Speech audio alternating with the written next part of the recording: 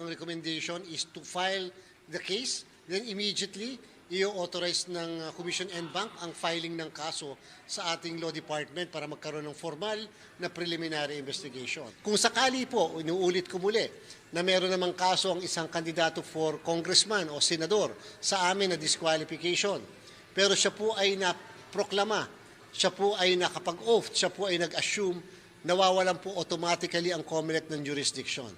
Ang jurisdiction po ay napupunta na sa Senate Electoral Tribunal o kung hindi naman sa House of Representatives Electoral Tribunal kung ang pag-uusapan ay pagtatanggal ng mga naturang nanalo na kandidato. Paano nga ba nagkaroon ng campaign expenses na tumataginting na 122 million si Marcoleta, sa kanyang salin, 51.9 million lang daw ang net worth niya. Kaya iginalang ko lahat ang kapasyahan na yon, yung kanilang kagustuhan na itago na lang ang kanilang identity.